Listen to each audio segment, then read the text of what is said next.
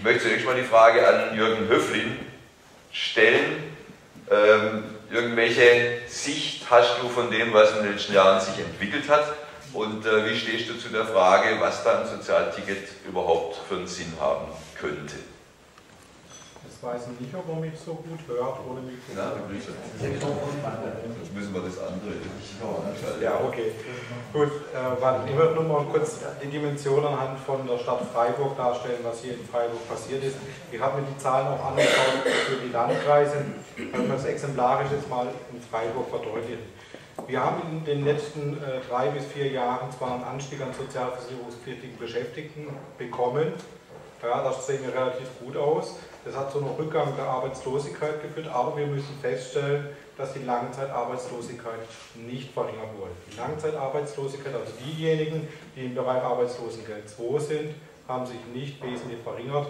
Da steht Freiburg ganz schlechter. Und einfach auch mal die Anmerkung, Freiburg war Ende letzten Jahres das Schlusslicht in Baden-Württemberg, was die Arbeitslosenzahlen anging. Also sie hatten die schlechtesten Zahlen. Das war Freiburg. So, was kommt noch hinzu, was man wissen muss? Wir haben mittlerweile in Freiburg die Situation, dass 1/3 der Erwerbstätigen im Niedriglohnbereich arbeiten oder in prekärer Beschäftigung sich befinden. Einfach mal eine Hausnummer. Wir haben am Wohnort in Freiburg ungefähr 27.000 Personen, die einem Minijob nachgehen. Und wenn man sich das noch mal genauer anschaut, sind da auch viele dabei, die eben zusätzliche Leistungen, Arbeitslosengeld brauchen. Das sind 2 Sachen, die man wirklich feststellen kann. Wir haben eine verfestigte Langzeitarbeitslosigkeit, wir haben eine steigende Anzahl von Personen, die sich in prekärer Beschäftigung im Niedriglohnbereich befinden.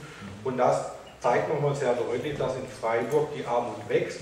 Und dazu muss man eben auch wissen, was in Freiburg sehr selten angesprochen wird oder wo man sehr schnell drüber geht. Freiburg hat die geringste Kaufkraft in Baden-Württemberg. Es ist ein sackgeteures Pflaster. Und wenn man diese Komponenten zusammenführt, kann man wirklich sagen, Freiburg, die Armut in Freiburg steigt, ist erheblich gestiegen und Freiburg ist in diesen Fragen nicht so toll, wie man das eigentlich ab und zu so weit und breit hört. So, und wenn man das Ganze weiß und wenn man dann nochmal ins Detail reinschaut, also es wird immer zum Beispiel unterschieden zwischen sozialversicherungspflichtig Beschäftigten am Wohnort und sozialversicherungspflichtig Beschäftigten am Arbeitsort. So, wir haben so ungefähr 100.000 Personen sozialversicherungspflichtig Beschäftigte am Wohnort Freiburg und ungefähr 120.000 sozialversicherungspflichtig Beschäftigte am Arbeitsort. So, da sieht man, dass wir ja hier auch eine ganz große breite Pendelbewegung haben. Das sieht man auch im Bereich Minijobs und, dass wir eine Einpendelbewegung nach Freiburg rein haben und dass eben auch in dem Bereich der Niedriglohnbereichs und des prekären Beschäftigung vorhanden ist. Und vor dem Hintergrund ist für mich sonnenklar, ja, ein Sozialticket darf man nicht nur auf Freiburg beziehen, sondern Freiburg hat eine so zentrale Situation in der Region, dass ein Sozialticket über die Stadtgrenzen hinausgehen muss. Und einfach auch eine Anmerkung, Arbeitslosigkeit ist wirklich schon sehr heftig.